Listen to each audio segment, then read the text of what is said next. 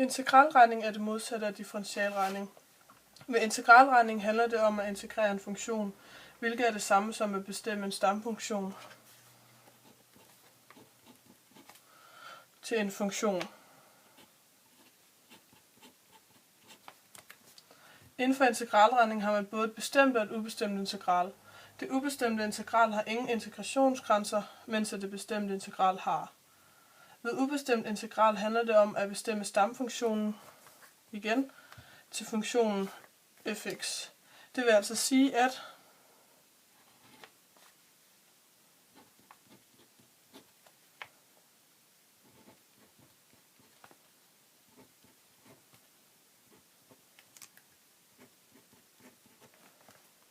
det ubestemte integral har desuden ikke nogen integrationsgrænser, og derved får man som sagt ikke et særligt konkret resultat i forhold til det, hvis det havde været et bestemt integral. Og så er der et eksempel på en udregning med det ubestemte integral, og i eksemplet der benytter jeg nedenstående formel.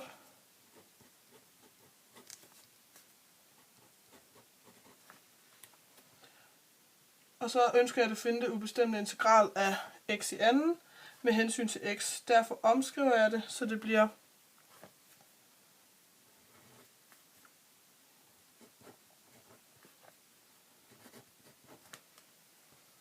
jeg finder stamfunktionen ved at benytte en potensregneregel, som hedder, at igen fx er lige med x i anden,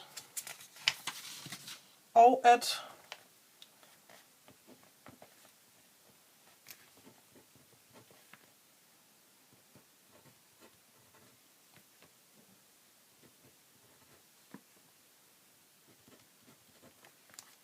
så derved kan jeg finde stamfunktionen,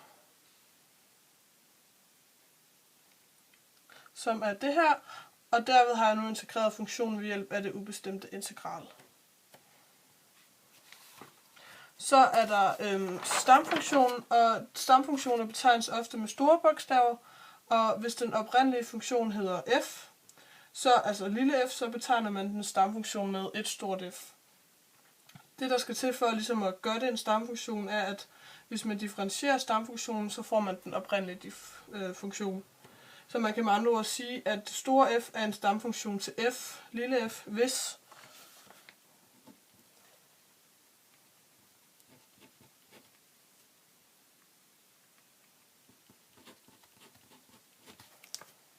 så det betyder altså, at en differentieret stamfunktion er lige med dens funktion. Så hvis jeg nu får givet funktionen fx, som er lige med 2x plus 1, så kan jeg ligesom gætte mig frem til, at den stamfunktion til f, det er store f er lige med x i anden plus x. Dette skyldes, at at f store mærke f, at det er lige med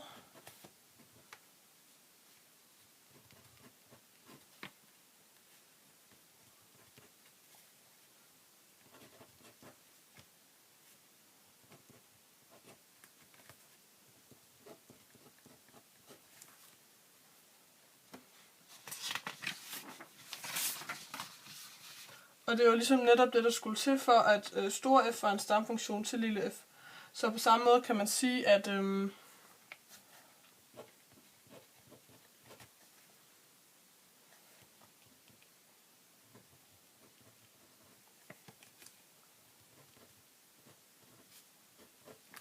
er en stamfunktion til, altså det her det er faktisk sådan, hvad kan man sige, det oprindelige, og det er så stamfunktion til lille f.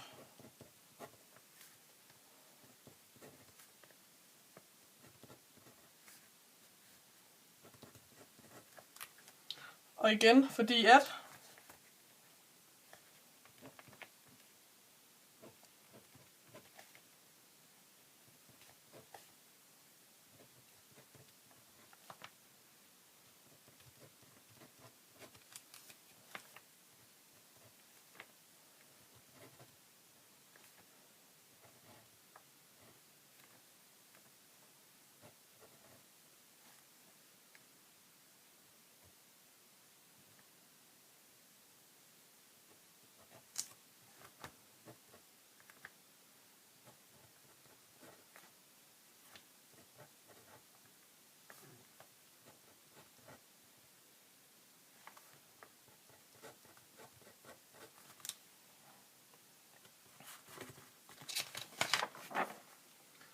så har jeg skulle bevise en regneregel for ubestemte integraler, og regnereglen hedder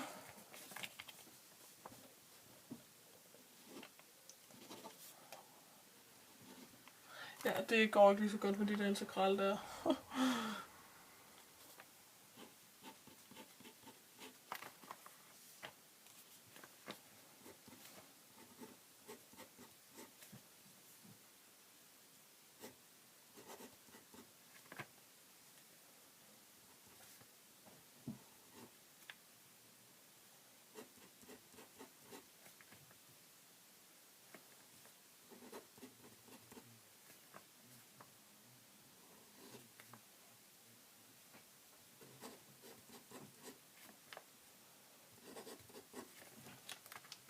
Venstre siden er stamfunktionen til funktionen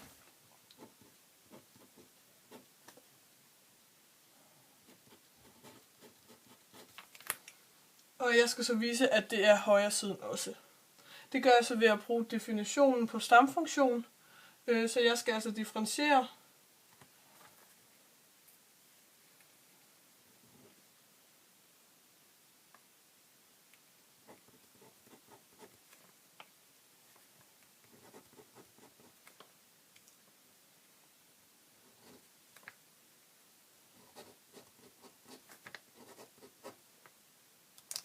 og så skal den så differentiere og vise, at jeg får igen fx plus gx. Så jeg regner ud, og det bliver så det her.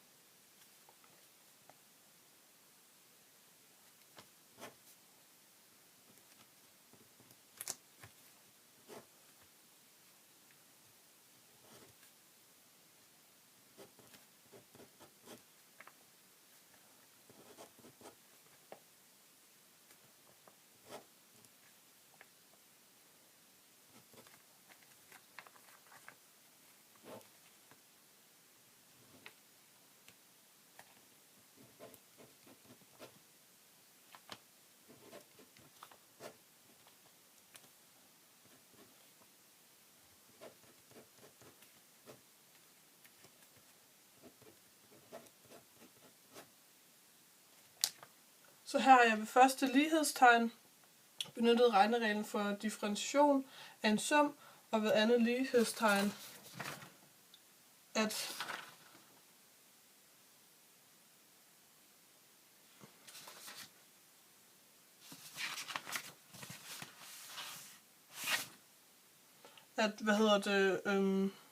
henholdsvis fx dx og gx dx er stamfunktion til henholdsvis f og g. Der var ikke mere. Så har jeg integration ved substitution, og det er en af de vigtigste metoder til integration, er integration ved substitution, og metoderne bliver brugt til at integrere et produkt af funktioner eller en sammensat funktion. Man omskriver integralet til noget, som, der er lettere at have med at gøre. Integration ved substitution kan bruges, når integranden indeholder et produkt af funktioner, og når en af dem er sammensat. Det virker ikke altid, men ofte er det et forsøg værd at prøve. Så integration ved substitution er egentlig, de her følgende formler.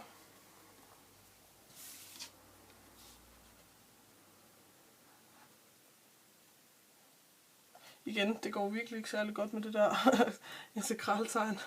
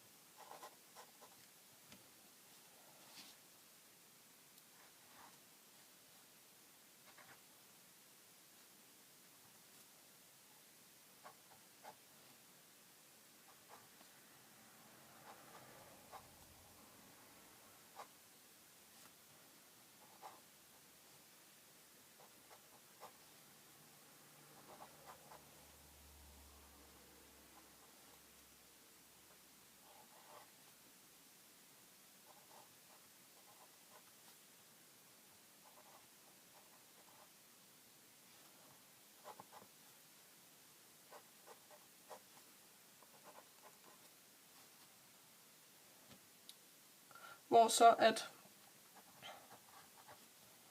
t det er lige med gx. Og så har jeg så et eksempel på en udregning. Her ses et eksempel på integration og substitution. Så her har jeg det her integrale. X er lige med e opløftet x i anden dx. Og det første jeg gør, det er at finde den indre funktion i den sammensatte funktion. I mit tilfælde er det så x i anden. Jeg kalder den indre funktion for t er lige med x i anden. Så nu differentierer jeg så t, og det giver så dt divideret med dx, som er lige med 2x. Og så isolerer jeg dx,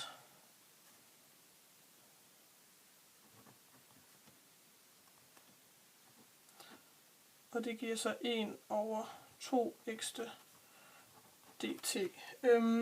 Så nu sætter jeg t ind i integralet, samt det nye udtryk for dx, som jeg har så fundet ud af, og det giver så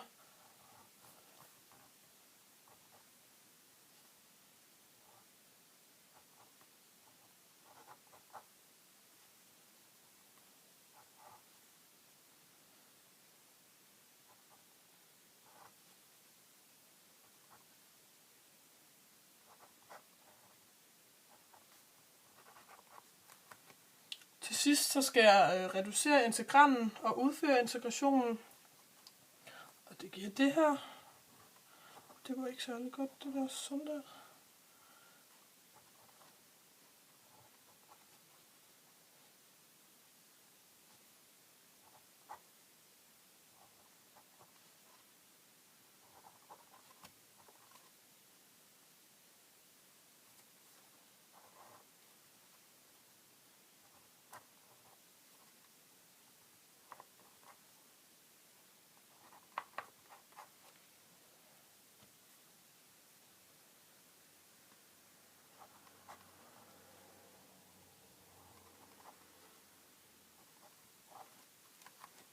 Og så helt til sidst, så substituerer jeg den indre funktion tilbage ind på t's plads, og så giver det hele til sidst.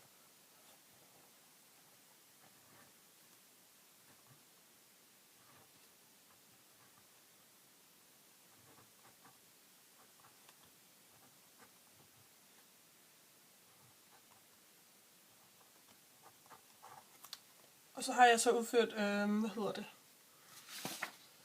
integration og substitution.